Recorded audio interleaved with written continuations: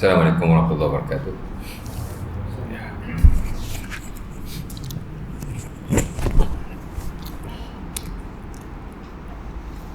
Innal hamdalillah nahmaduhu wa nasta'inuhu wa nastaghfiruhu wa na'udzu billahi min shururi anfusina min sayyiati a'malina may yahdihillahu fala mudilla lahu wa may yudlil fala hadiyalah. Asyhadu an la ilaha illallah wa la syarika lahu wa asyhadu anna Muhammadan abduhu wa rasuluh. Allahumma salli ala Muhammad wa ala azwajihi wa zurriyyatihi kama shallaita ala ali Ibrahim wa barik ala Muhammad wa azwajihi wa zurriyyatihi kama barakta ala ali Ibrahim innaka Hamidum Majid. Rabbi shrah li sadri wa yassir li amri wa hlul 'uqdatam min lisani yafqahu qawli. Syukur kepada Allah Subhanahu wa taala kerana pada malam ini kita dapat sama-sama berkumpul untuk kita sambung kuliah kita lah yang telah lalu ya, telah kita tinggalkan pada bila? Lepas Ramadan dah ada kuliah ke? Anda tak ingat lah. Bulan lepas ada kan? Bulan lepas ada sekali. Sekali tu anda tak datang pasal apa? Cuti sekolah kot.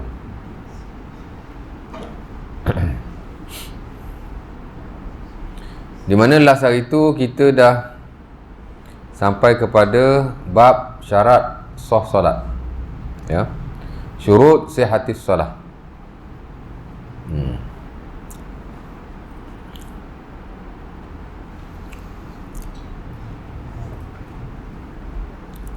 Dan sebenarnya secara am syarat sah solat ataupun syurut sihatis solat seumpama syarat-syarat sah ibadah yang lain, sebahagian daripadanya ya.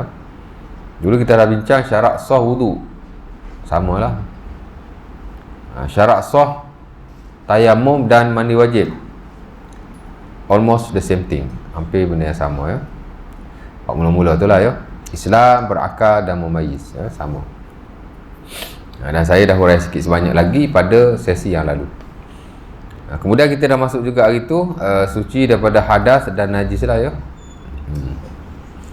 Di mana bila kita nak solat yang fardu baik, yang sunnah baik ya,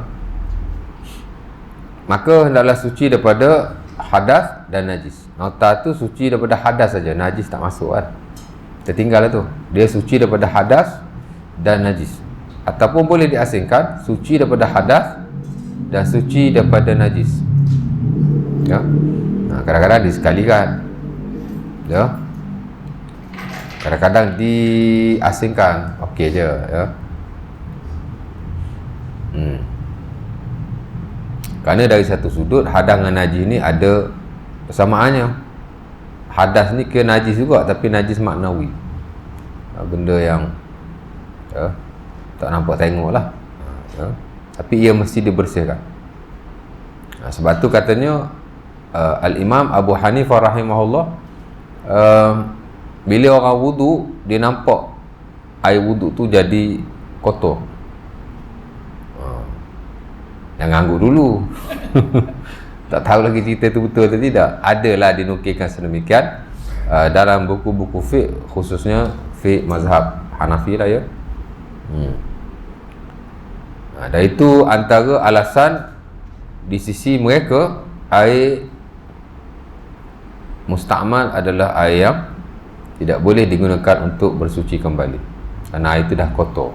Abu Hanifah nampak air itu kotor, katanya lah ya. Tak tahu.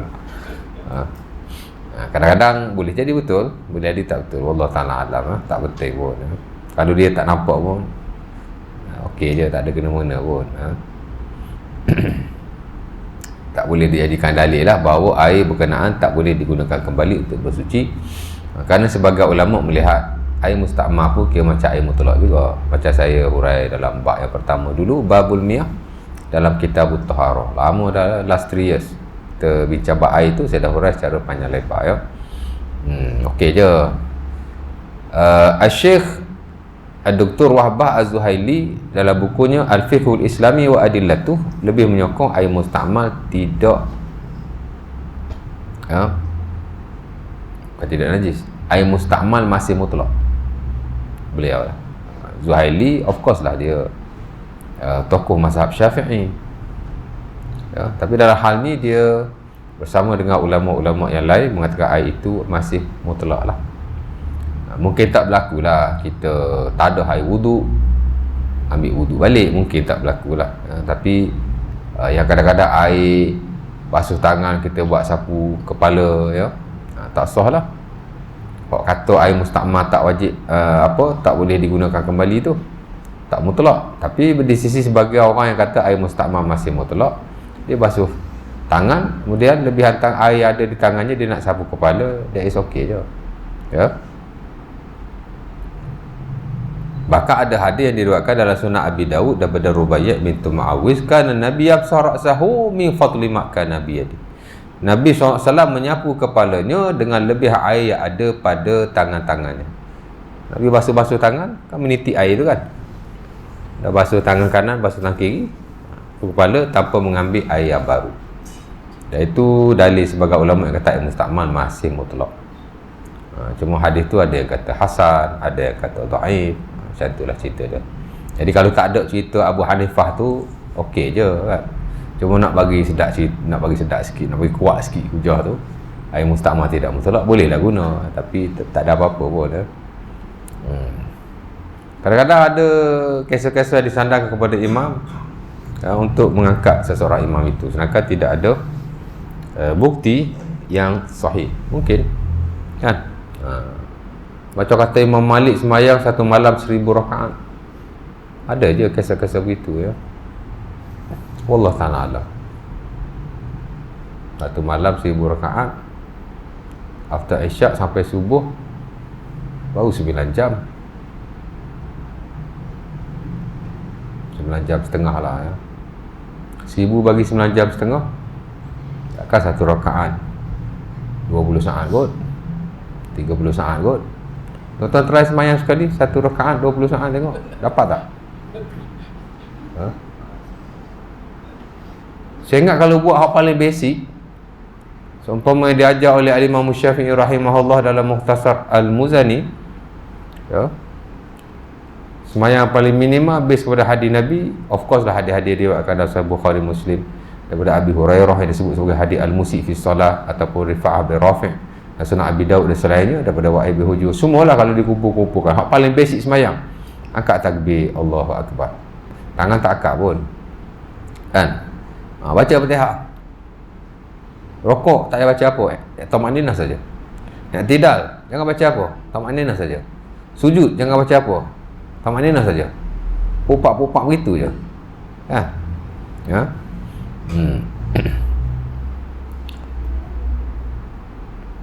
Syafi'i kata mayuzi minas salat yukabbir summa yaqra fatihatal kitab summa yarka' wa yatma'in summa ya'tadil wa yatma'in summa yasjud wa yatma'in summa yarfa' ra'sahu minas sujud wa yatma'in summa yasjud wa yatma'in wa yaf'alu zalika fi salatihi kullihi. Itu minimum semayang tu. Kat takbir baca Fatihah, rukuk tamakninah, i'tidal tamakninah, sujud tamakninah, duduk atas dua sujud tamakninah, sujud balik tamakninah. Tak ada baca apa-apa. Fatihah bacalah tadi kan. Dapat tak 15 second, 20 second, even 30 second? Saya ingat tak dapat. Kok paling basic. Tapi bila di divert atau dialihkan kepada isu-isu karamah, mungkin lah. Dapatlah. Tapi hak realistik tak dapat. Tak dapat. Mustahil lah ya. Itu cerita-cerita je ya. Macam cerita Fir'aun 15 km tinggi, itu cerita-cerita. Dia ada betul, dia tidak. Tak ada apa-apa pun kan. Kerana cerita-cerita macam tu pun jadi gaduh ya. Biasalah hari ni kan. Mana tadi? Pergi situ lah. Kat mana tadi? Sebelum cerita Abu Hanifah tu. Hadas tu kan, kira najis jugalah, kotoran juga, tapi dia maknawi, dia unseen, dia tidak dapat dilihat. Berbeza dengan najis-najis yang biasa yang boleh dilihat, disentuh atau seumpamanya. Tak bolehlah kedua-duanya. Hadas pun sama, najis pun sama ya. Asal hadas, surah itulah Al-Ma'idah ayat ke-6. Allah Ta'ala suruh wudu, ya alladzina amanu idza qumtum ila shalah faghsilu wujuhakum, sampai habis. Wahai orang yang beriman, bila kamu nak solat, Allah Ta'ala ajar wudu, Allah Ta'ala ajar mandi wajib. Suruh, Allah Ta'ala suruh, dah ajar wudu, Allah Ta'ala suruh mandi wajib. Ya, hadas lah tu. Mana nak semaya kena suci daripada hadas. Of course lah di sana banyak hadis-hadis Rasulullah SAW. Ya. La yaqbalullahu salatan bighairi tuhur wala sadaqah min ghulul. Ya, kata Nabi dalam hadis Ibnu Umar dan Sahih Bukhari, Allah Ta'ala tidak terima solat tanpa tuhur, tanpa bersuci. Bila sebut tuhur, bersuci, lebih merujuk kepada ataupun ia merujuk kepada hadas kecil dan hadas besar. Allah Ta'ala tak terima. Ya, tak rasa semayang banyak mana pun, bagus macam mana pun, tapi kalau tidak berwuduk, seumpama yang diajar oleh Allah Ta'ala dalam Quran, seumpama yang dipraktikkan oleh Rasulullah dalam sunnah-sunnahnya, tak terima. Kan? Ada orang semayang tanpa wuduk? Mungkin. Mungkin lah kan, kita tak tahu.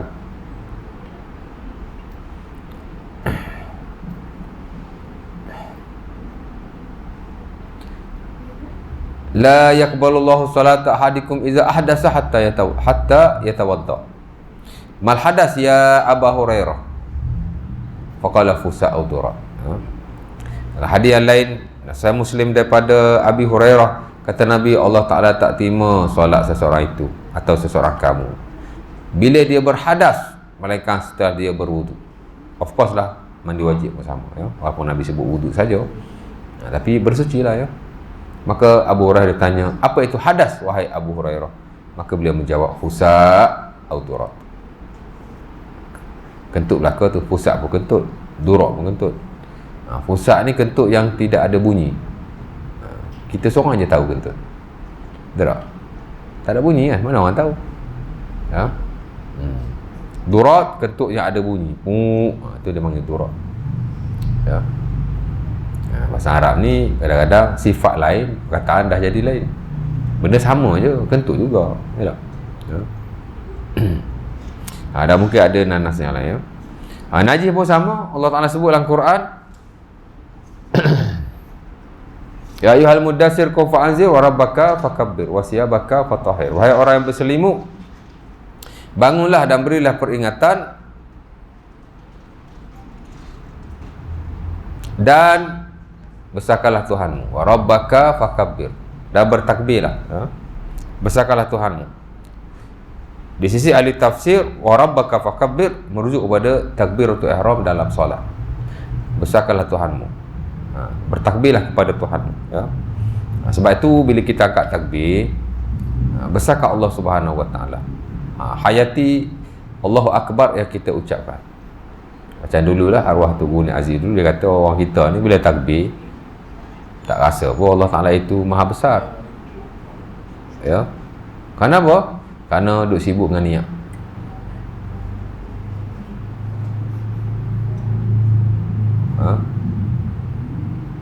Jadi fungsi Allahu Akbar tu hanya untuk niat saja. Betul tak? Untuk niat masuk je. Allahu Akbar tu untuk niat masuk. Sedangkan Allahu Akbar, ya, dinaskan oleh Allah Subhanahu Wa Taala, of course lah untuk membesarkan Allah Subhanahu Wa Taala. Allahu Akbar, Allah Maha Besar. Patut kita ingat tu, kan? Tapi kerana duduk sibuk pasal ni, Al-Imam Al-Ghazali rahimahullah dalam Ihya Ulumuddin, dia kritik bab niat ni. Katanya Nabi pun tak bahas panjang bab niat, sahabat pun tak bahas panjang bab niat, melainkan oleh orang-orang yang terkemudian. Detail sangat bab niat. Maka ia adalah perkara yang paling mudah sekali, yang tak perlu dibahas-bahaskan. Saya suka buku itu. Ihya Ulumuddin ni buku yang bagus. Ada banyak idea-idea Al-Imam Al-Ghazali rahimahullah yang pernah bernas, ya. Dan ada pendirian beliau yang tegas.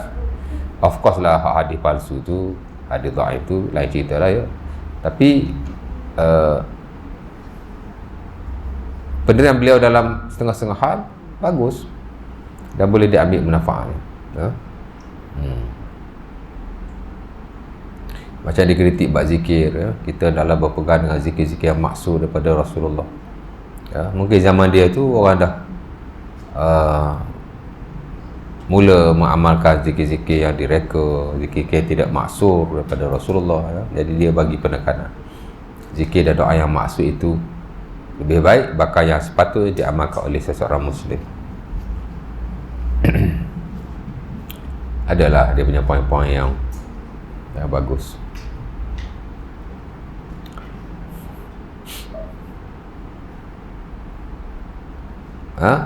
Wa rabbaka fakabbir wa thiyabaka fatahhir, dan pakaianmu sucikanlah ia. Ya. Allah Ta'ala suruh sucikan pakaian kita bila kita menghadap kepada Allah Subhanahu Wa Ta'ala dalam solat. Sebab itu Rasulullah SAW bila solat, Nabi berlepas diri daripada najis. Umpama yang diriwayatkan dalam Sunan Abi Daud dan selainnya daripada Abu Sa'id Al-Khudri, dulu pun kita dah bincang dalam babun najasat, bab najis. Kita bincang dah ya. Solat bina Rasulullah fakhala'ana alaihi falamma ra'al qawmu alqawni alahum falamma salla qala ma hamalakum ala ilqaikum ni'alikum qalu ya Rasulullah ra'ainaka khalaqta na'laik fa khalaqna li'alana faqala an-nabi inna Jibril ja'ani fa akhbarani bi anna fihi ma khabasat. Ya. Abu Sa'id kata kami solat dengan Nabi, tiba-tiba Nabi buka dua kasut ni. Setengah riwayat wada'ahuma ar-rijlaihi, Nabi letak di sebelah kiri. Ya. Najis kan? Dengan semayang, kalau melibatkan kotoran, walaupun bukan najis, dia tak digalakkan belah kanan atau belah hadapan, tapi belah kiri lah. Nak meludah ke contoh, mana tahu kan? Kalau nak ludah, Nabi kata ludah belah kiri.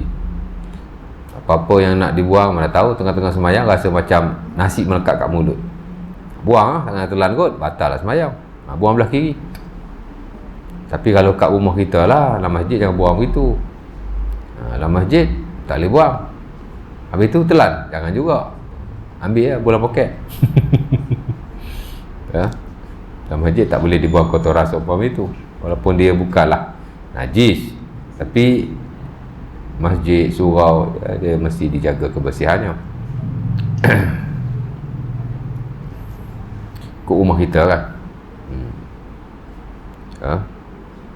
Idza shalla ahadukum fa innahu, sana hadis itu hadis Jabir yang diriwayatkan oleh Sahih Bukhari dan Muslim. Idza qama ahadukum yusalli fa innallaha qibala wajhihi fala yabsuqanna baina yadayhi wala ayyaminihi wala ka'ayyasarihi tahta rijlihi al-yusra fa in ajilat bihi badiratun falyakul hakaza summa lawwa sawbahu ba'dahu ba'dan. Ya. Jabir kata, Nabi kata, bila seseorang itu berdiri untuk solat, sesungguhnya Allah Ta'ala berada di hadapannya, mana dia menghadap Allah. Maka jangan sekali-kali dia ludah di hadapan, jangan juga di sebelah kanan, dan hendaklah di sebelah kiri, di bawah tapak kaki. Ya. Masjid Nabi ludah tutup kaki kiri. Ya. Dengan pasir, ya. Masjid Nabi pasir kan, tutup kaki, tak bawah tapak kaki dia, dan bagi orang nampak ya. Tapi boleh ludah lah, cuma kena tutup terus. Kalau tak boleh juga, Nabi kata kamu buat begini. Nabi menggunakan sapu tangannya ataupun hujung kain bajunya dan melipat-lipatkannya antara satu dengan yang lain. Kan? Ada barang dalam mulut, ada mari juga tuan-tuan. Dengan air liur kan. Kita ni air liur kita dengan baju kita. Kalau ada sapu tangan, keluarkan sapu tangan. Kan? Ludah kat sapu tangan kita atau lap air liur kita dengan sapu tangan kita. Ya. Ada orang kata kalau lap kotoran dengan ujung baju ni membawa kemiskinan. Saya lap muka, lap hidung, kain ni tak miskin-miskin sampai lah pun. Merepek. Tu ngaku ahli sunnah.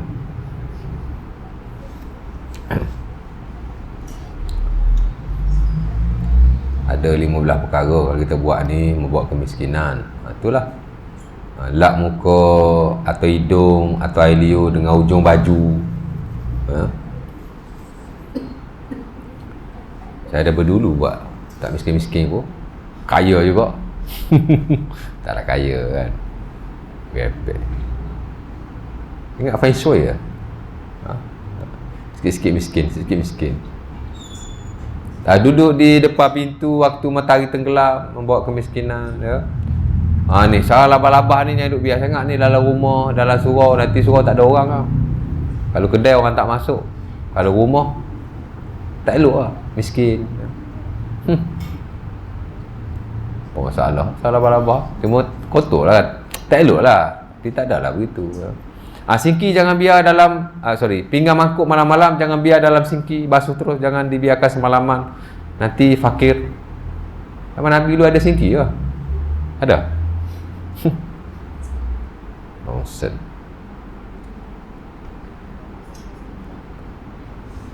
Saya PM dia, saya kata Ustaz, saya nak dalil lah.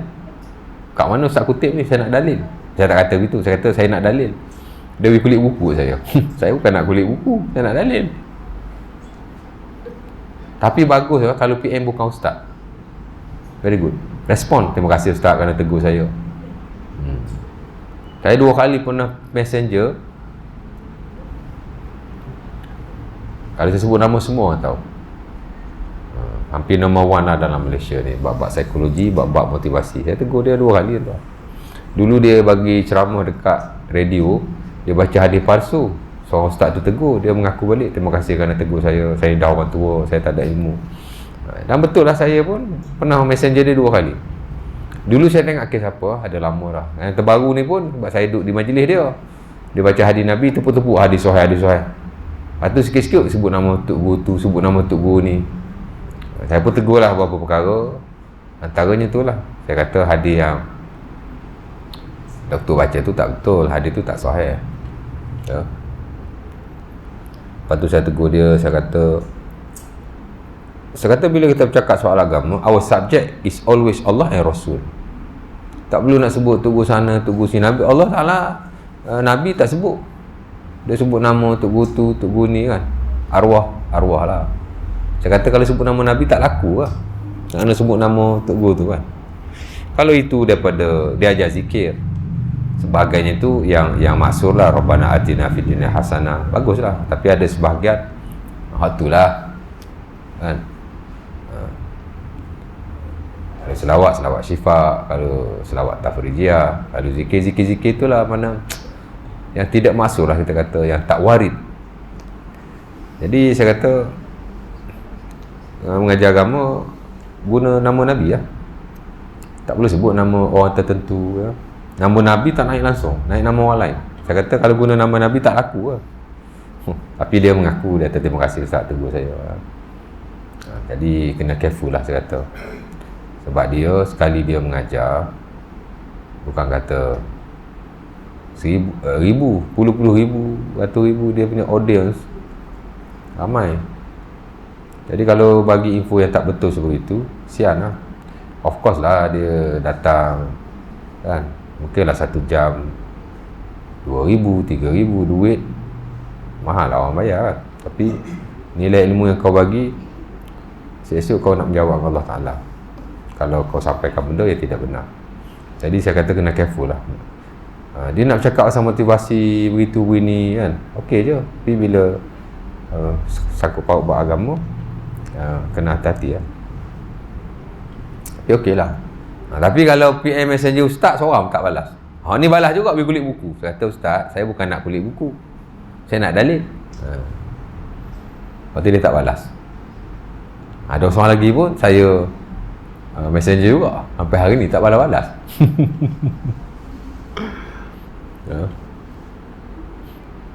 Dia cakap pasal anak luar nikah. Ada orang tanya dia, anak luar nikah ni apa hukum diberikan kepada bapa zinanya? Dia kata tak boleh, itu melawan hadis Nabi. Mu nak lawan hadis Nabi kau, itu lawan undang-undang Allah. Itu mu belajar dengan setan kau. Berat-berat dia weh. Saya pun balas, saya pun messenger lah dia. Saya kata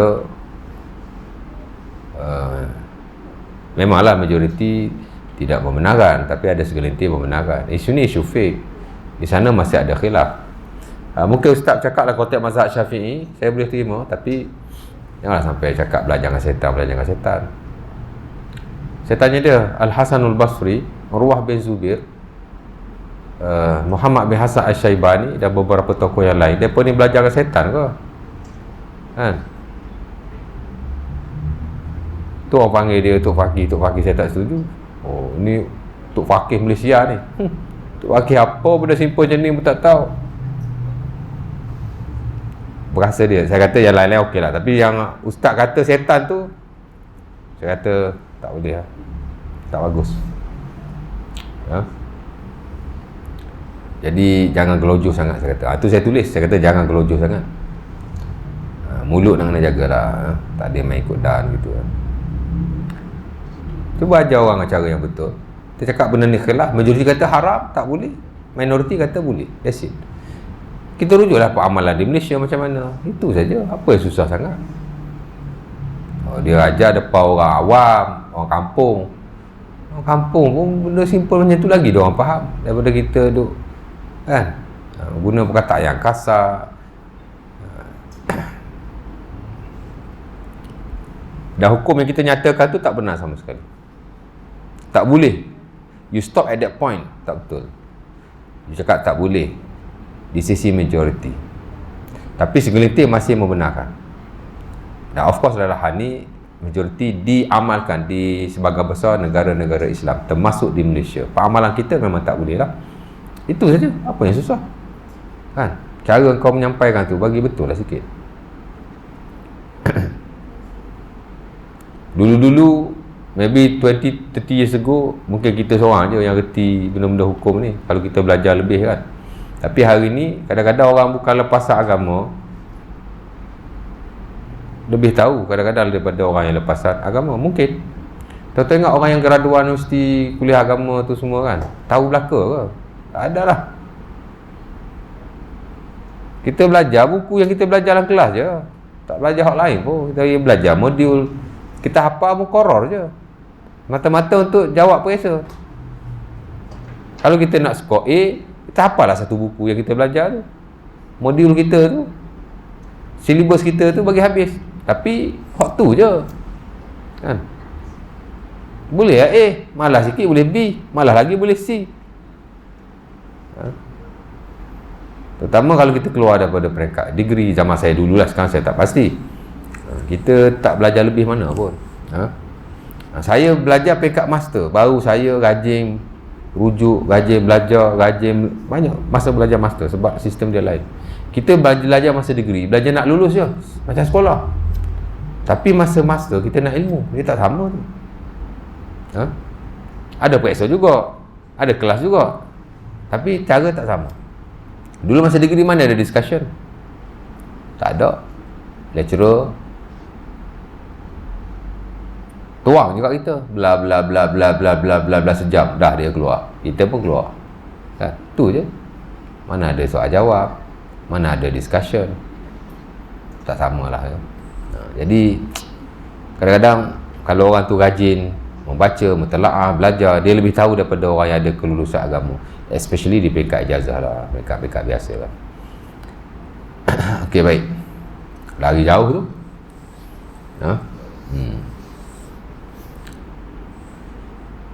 Jadi najis ya, tak boleh ya. Allah Ta'ala sebut dalam surah Al-Baqarah ayat apa Allah Ta'ala berfirman kepada Ibrahim dan anaknya Ismail supaya membersihkan Baitillahil Haram. Ya. Macam ayat tu?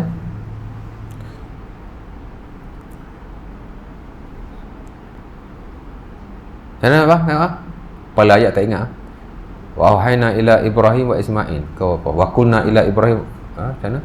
Antahira baitiya lit-ta'ifina wal-'akifina wa ruk'is sujud. Kita tengok kepala ayat tu macam mana? Lupa lah.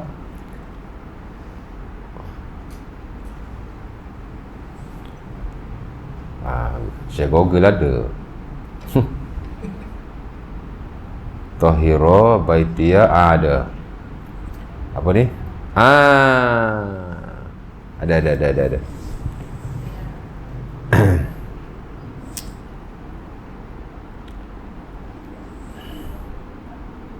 Wa'idna wa auhayna pula. Wa ahidna ila Ibrahim wa Ismail an tahira baitiya lit-taifin wal akifin wa ruk'is sujud. Surah Al-Baqarah ayat 125. Allah Ta'ala kata, kami telah memerintahkan kepada Ibrahim dan Ismail, hendaklah kamu berdua mensucikan rumahku, yakni Baitillahil Haram, untuk orang-orang yang tawaf, orang-orang yang i'tikaf, orang-orang yang rokok, dan orang-orang yang sujud. Ya. Jadi Baitillahil Haram masjid, bahkan masjid yang paling afdal, masjid yang paling besar dan agung dalam Islam. Allah Ta'ala suruh sucikan. Dikiaskan juga ke atas masjid-masjid dan tempat ibadah yang lain, termasuk untuk tempat kita solat, walaupun dia bukan masjid. Kita semayang kat rumah pun, tempat kita semayang tu mesti bersih daripada najis, dan tak boleh ada najis sama sekali. 125 surah Al-Baqarah, ya. Dan mungkin lagi lah ada nanah yang lain. Pokok pangkal dia kena bersihkan daripada najis. Balik pada hadis yang tadi, dia Abu Sa'id kata kami semayang. Abu Sa'id kata Nabi semayang dengan kami, tiba-tiba dia buka kasutnya. Kami pun buka kasut. Habis semayang, setengah riwayat tadi, Nabi meletakkan kasut di sebelah kirinya. Habis semayang, Nabi tanya, pasal apa korang semua buka kasut? Dia pun jawab, kami buka kasut sebab engkau buka kasut. Nabi pun berkata, tadi masa aku solat, Jibril datang. Dia bagi tahu padanya ada khabasan, najis. Ya. Jadi aku bukalah. Apa maksudnya? Nabi berlepas diri daripada najis ketika solat. Menunjukkan bahawa solat dan keadaan pakaian bernajis tidak boleh. Ya. Tempat tinggal, of course lah, tubuh badan. Melainkan najis-najis yang sedikit dan dimaafkan. Lepas maya, tengok taik cicak kat kaki, tak payah qada, kerana najis itu najis yang dimaafkan. Bahkan kalau dimasuk dalam air sekalipun yang sedikit, ia tidak menghalang untuk kita menggunakan air itu untuk bersuci, kerana najis-najis yang sedikit dimaafkan. Ya. Dan of course lah, najis-najis haiwan seumpama itu masih diperselisihkan, adakah dia najis ataupun tidak. Mazhab Syafi'i ini dia agak keras dalam bab najis. Ya. Sebab itu Qardawi, walaupun dia tokoh mazhab Syafi'i, Qardawi ni Syafi'i, dia ulama Mesir. Mesir kan Syafi'i. Ya. Dan bila kita baca buku-buku Qardawi, memang dia ni mazhab Syafi'i. Cuma mazhab Syafi'i yang moden lah, yang very open dalam isu-isu yang melibatkan khilaf dan isu-isu contemporary. Sebab itu dalam buku dia Fiqhul Ibadat fil Islam, dia kritik beberapa pendapat dalam mazhab Syafi'i dalam bab taharah yang bagi dia tidak tepat. Dan dia kata inna mazhab Syafi'i min aqsal madahib fi bab taharat. Dia kata sesungguhnya mazhab Syafi'i adalah mazhab yang paling keras dalam bab taharat. Nak dibandingkan dengan mazhab-mazhab lain lah, keraslah Syafi'i ni. Ya. Air kalau air kalau dimasuki najis, walaupun tidak berubah warnanya, baunya, rasanya, sudah dikira najis kalau tak cukup 2 kolom. Kira ketat lah tu. Ada dalil juga, bukan tak ada dalil, tapi dia kritik. Semua najis yang keluar daripada haiwan, semua kotoran yang keluar daripada kemaluan haiwan, semua najis. Taik burung, taik cicak, taik itu, taik ini. Cicak tu kau pun tak makan kan, okey lah. Tapi macam taik haiwan, taik burung, taik haiwan halal dia, bak taik ni dia kata keras sikit lah, najis lah kau. Sedangkan sebagai ulama yang lain membahagi-bahagikan, ya, ada haiwan yang halal dimakan, ada haiwan yang tidak halal dimakan. Ya. Dia kritik bab menyentuh perempuan yang bukan mahram ataupun isteri membatalkan wudu, kerana tidak praktikal dan tidak realistik. Dia sentuh bab tu lah. Maknanya adalah bab-bab yang dia tak setuju dalam mazhab yang dia anuti sendiri. Macam tu je, fake macam tu je kan. Okey je ya.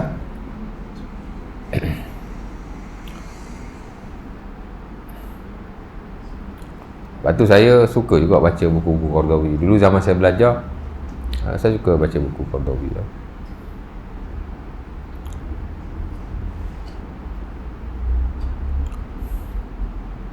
Najis ya. Baik, jadi 3 syarat tu lah ya. 3 bersih-bersih hadas dan najis ya. Baik, yang keempat, masuk yang keempat malam ni. Sebelum itu flashback tu. Ada yang tanya? Ada soalan?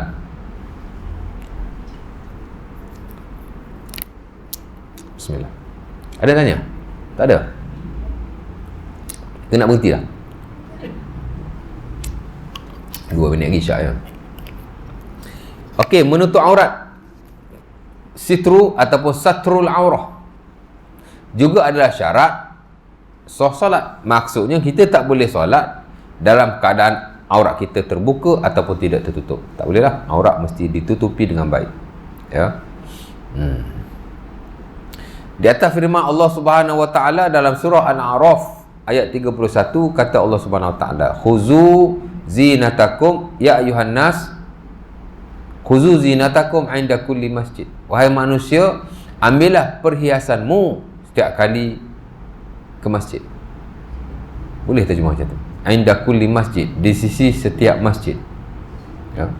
Wahai manusia, ya ayuhan nas, khuzu zinatakum, ya ayuhan nas, khuzu zinatakum 'inda kulli masjid. Wahai manusia, ambillah perhiasanmu di sisi setiap masjid. Itu literal translation, word by word. Maksudnya setiap kali nak pergi masjid, Allah Ta'ala suruh kita mengambil perhiasan kita. Kata Ibn Abbas, dinukilkan dalam buku-buku tafsir, baik Qurtubi, baik Tabari, khuzu zinatakum 'inda kulli masjid, merujuk kepada aurat. Yang ni, tutuplah auratmu setiap kali kamu nak solat menghadap Allah Subhanahu wa taala. Ya. Ayat ni ayat pasal aurat ketika solat. Ya.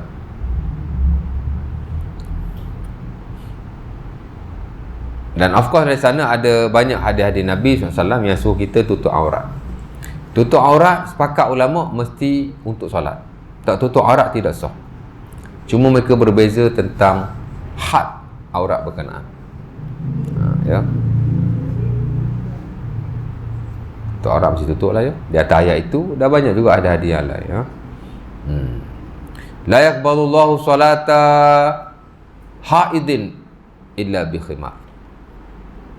Kata Rasulullah dan sunnah Abi Daud dan Tirmizi daripada Aisyah, Allah Ta'ala tidak terima solat seseorang wanita itu tanpa ditutupi kepalanya. Ya. Walaupun hadis ini menyebut tentang kepala, tapi apa-apa aurat wanita mesti ditutup. Ya. Kata Nabi dah hadis Abdullah bin Amr bin Al-As dan sunnah At-Tabrani, baina rukbati wal baina surati war rukbati aurah. Di antara pusat dan lutut itu ada aurah. Ya. Apa nama aurat? Aurat ni tuan-tuan, di sisi orang Arab ialah aib. Aib. Keaiban. Aurat-aurat ni benda yang melibatkan aib. Ya.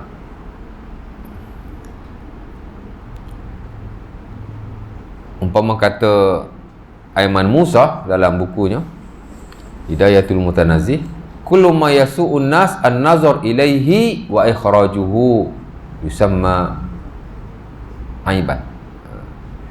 Aurat-aurat ni ialah setiap perkara yang manusia tidak suka orang lihat dan tidak suka dedahkan, maka ia juga dipanggil sebagai aib. Aib lah daripada perkataan awar. Awar ni mana aib. Ya. Jadi aurat ni aib sebenarnya. Kalau kita dedah aurat, kita mendedahkan keaiban kita sebenarnya.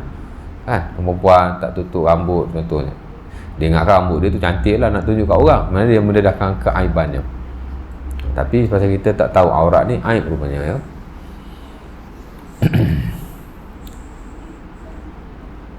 Dari sudut bahasa lah ya, aurat maksud aib. Apa-apa terms dari sudut bahasa pun penting juga tuan. Ya. Dalam agama of course lah yang melibatkan bahasa Arab, hatta dalam bahasa Melayu pun. Ya. Hari ni orang cakap apa tau? Kalau mak bapak kita kata kat anak dia bahlul-bahlul, Okey je, pasal Bahlul ni nama wali. Bahlul di sisi orang Melayu bangang, bodoh. Apa pula okeynya? Tak okey.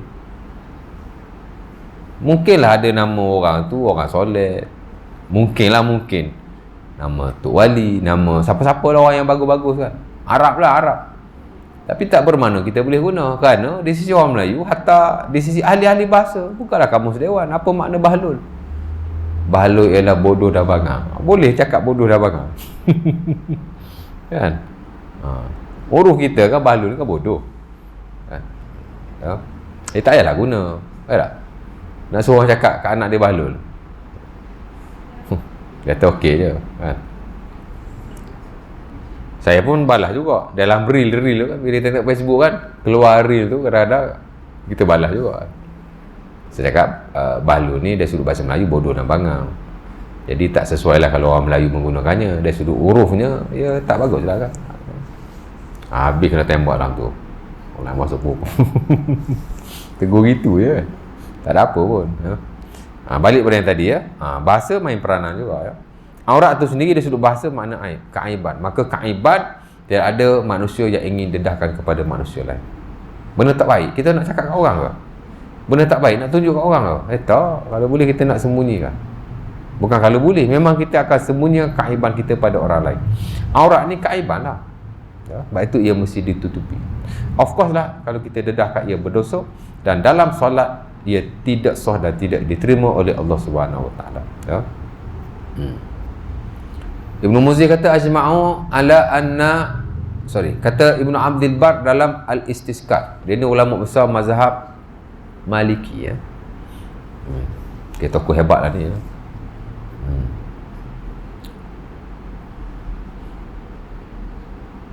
Dia kata ijma'u an-nas ala anna man shalla uryanan ma'a qudratihi 'ala al-libas fa salatuhu batilah. Telah ijma' lah akan manusia yang umat Islam. Of course lah para ulama dan fuqaha, sesiapa yang semayang dalam keadaan berbogel, dalam bracket tidak menutupi auratnya, maka solatnya itu adalah solat yang batal ya, tidak sah. Ibnu Muzir kata alaihil i'adah, dia mesti solat balik ma'a qudratihi, kalau dia mampu. Kalau tak mampu tak apa kan. Kalau mampu kena tutup lah. Kalau tak mampu tak apa. Boleh jadi ada orang dia tak ada pakaian, solatlah sebaik mungkin dan tak perlu qada menutupi aurat. Jadi ulama sepakat ya, aurat mesti ditutup. Al-Imam Ibn Hazm Al-Andalusi dalam Al-Muhalla juga memberi penegasan yang sama ya. Ajma'u ala wujub satri aurah fi salat. Ijma' lah para ulama bahawa aurat mesti ditutup dalam solat. Memang sepakat. Cuma hak tak sepakat ni tentang batasan aurat lah. Tapi saya kira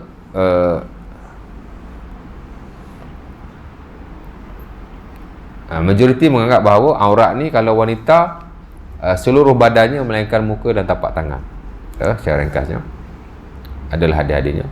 Semua orang tahu benda berkenaan. Cuma segelintir memberi kelonggaran kaki untuk dilihat. Mana bukan untuk dilihat, mana kaki okey. Bahagian bawah tu, bahagian tapak tu kan. Okey. Mazhab Hanafi dia kaki bukan aurat Kaki bahagian tapak tu, bahagian bawah tu bukan kaki sampai buku lali. Of course lah sampai pergelangan kaki. Kaki bahagian bawah memberi kelonggaran untuk dia tidak menutupinya. Dan itu juga pendapat yang dipilih oleh Al-Imam Ibn Taimiyah rahimahullah. Kerana sahabat-sahabat Nabi ada wanita yang bekerja ya, kaki mana dalam konteks-konteks begitu. Jadi dia kata aurat ni pun sebenarnya banyak khilaf juga ya. Persoalannya ialah nas yang diriwayatkan tu. Pasal nas, pasal aurat ni dia kalau had kan. Dia banyak isu tentang sanad dan seumpama. Lelaki aurat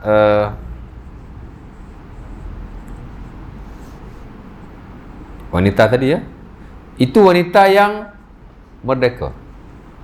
Adapun hamba dia tak wajib menutupi kepalanya. Tak wajib tutup kepala. Dan aurat hamba di sisi majoriti ada daripada pusat dan lutut. Ada masalahnya. Hamba ni kalau orang nak beli atau seumpamanya, dia boleh lihat seluruh badannya, melainkan pusat dan lutut.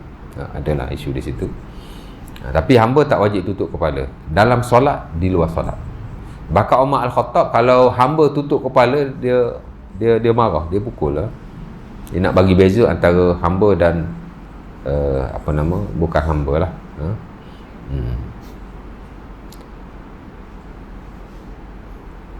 Sebagai para ulama, bahkan saya rasa majoriti kot mengharapkan kita kahwin dengan hamba jika kita mampu kahwin dengan orang yang merdeka. Ya.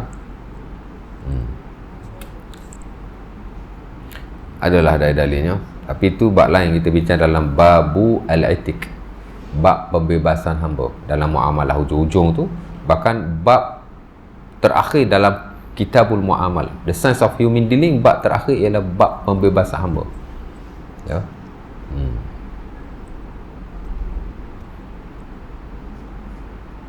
Dan of course lah, isu hamba ni dia isu klasik. Isu klasik, ya. Fiqh ni tuan-tuan, dia ada dua versi. Satu klasik, satu contemporary, ya. Ibadah baik, cuma tak banyaklah isu-isu moden bersabit dengan ibadah. Tapi muamalah of course. Ya. Prinsipnya adalah prinsip yang asal dalam Islam, tapi pengamalan dan practicality-nya semua ada benda-benda yang baru, contemporary. Sebab tu kita belajar fiqh, tak boleh belajar buku klasik je.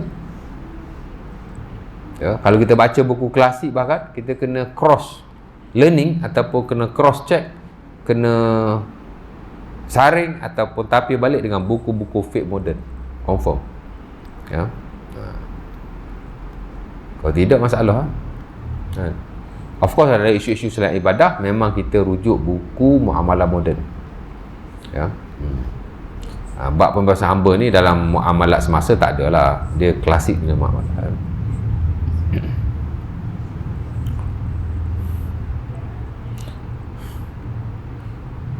Tapi tak bermakna kita belajar tapi muamalat lah kan. Hari ni kalau muamalat di peringkat tinggi, banyak yang moden lah. Sehingga diabaikan aspek-aspek muamalah yang klasik, ya. Walaupun amalannya sudah tidak ada, tapi kadang-kadang prinsip tu kita nak tahu. Macam pembebasan hamba kan, banyak manfaat kalau kita belajar bab itu. Banyak manfaat dia, ya. Tapi kalau kita beli buku muamalat semasa, tak ada lah. Dia banyak melibatkan banking dan financial institution, ya. Baik, nak berhenti ni last, ya. Aurat tadi kan, jadi aurat wanita tu dia ada beza antara merdeka dan hamba. Aurat lelaki of course lah, tuan-tuan pun tahu, pusat dan lutut lah, ya. Dan segelintir memberi pengecualian kepada peha, ya. Ada yang kata buka aurat. Adalah hadis-hadisnya, hadis Anas bin Malik yang diriwayatkan oleh Sahih Bukhari dan Muslim. Nabi Abu Bakar masuk, Umar masuk, dia duduk dalam keadaan terbuka pehanya. Ya, saya ringkaslah, saya beritahu. Kemudian bila Osman masuk, baru dia tutup pehanya. Ya, ada Muslim daripada Aisyah. Aisyah pun cakaplah, tadi Abu Bakar masuk, kau tak tutup. Umar masuk, kau tak tutup. Tiba-tiba Osman masuk, kau tutup. Ya. Nabi pun berkata, astahyi min rajulin tastahyi minhu al-malaikah. Aku malu kepada lelaki yang malaikat malu kepadanya. Jadi Nabi tutup tu sebab tu. Jadi jelas dah hadis ini, macam peha tu bukan aurat. Nabi tutup sebab malu kepada individu tertentu, tapi tidak pada individu-individu yang lain. Kalau dia aurat, mesti Nabi menutupinya all the time. Kan? Hujah dia lah. Adalah hadis-hadis yang lain, macam dalam Sahih Bukhari ketika perang Khaybar, Anas kata Nabi selok kain sampai nampak peha, sehingga aku melihat putihnya peha Rasulullah SAW. Hasaran Nabi al-izar, ataupun hasaran Nabi izarahu hatta ara bayat fakhizah. Aku dia kata Nabi menyelak kainnya sehingga nampak pehanya, dan aku nampak betapa putihnya peha Rasulullah SAW. Ada lagi lah hadis-hadis yang lain. Bab aurat ni pun masyhur juga dalam perbahasan para ulama. Ala kulli hal, majoriti berpendapat bahawa pusat lutut aurat lah. Cuma khilaf tu dia dalam isu-isu fiqh yang bersifat akademik ataupun bersifat ilmiah. Bolehlah kita bincang kelas-kelas fiqh apa seumpamanya. Dan saya kira tidak ada orang yang akan mendedahkan pahanya di khalayak sekalipun dia berpendapat paha itu tidak aurat. Betul tak? Saya kata paha bukan aurat, dia pun pakai seluar pendek, tak mungkin lah kan. Berjam betul haji ni. Dulu tak belajar, lari belajar dia kata wah paha bukan aurat tu. Tak ada buat begitulah. Cuma kadang kita dedahkan supaya nak beritahu benda ni ada sikit sebanyak khilaf yang berlaku di kalangan para ulama. Umpama kata Al-Imam Al-Bukhari rahimahullah, dia kata macam mana? Hadis jarhat ahwat, hadis Anas asnad, atau kamakal, begitulah dia kata. Hadis Anas itu hadis yang lebih kuat kesahihannya, sanadnya. Hadis Anas tu lah Nabi selak paha dia. Kalau paha aurat, of course Nabi tak selak, dan of course Allah Ta'ala akan jaga aurat Rasulullah SAW, tapi tak begitu. Tapi kata Bukhari, hadis jarhat itu lebih ahwat, lebih berhati-hati. Hadis yang mengatakan bahawa paha itu aurat. Pasal Nabi nampak jarhat dalam Sunan Abi Dawud ataupun Turmuzi, dia mendedahkan pahanya. Nabi pun berkata kepadanya, ghatti fakhizaika fa innal fakhizaini auratun. Tutuplah kedua pahamu kerana kedua paha itu adalah aurat. Ada hadis Ma'mar pun sama ya, ada hadis yang macam itulah ya. Jadi had tu berbeza, tapi ulama sepakat aurat mesti ditutupi ya. Dan kalau terbuka aurat semasa kita solat adalah kita cepat-cepat menutupinya, seumpama najis tadi. Kita semayang-semayang tengok ada najis kan, buang najis tu. Kita semayang-semayang tengok aurat kita terbuka, cepat-cepat tutup ya.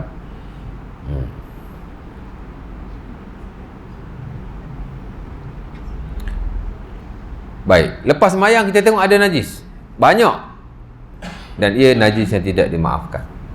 Sebagian ulama kata tak perlu qada, dan sebagian kata wajib qada.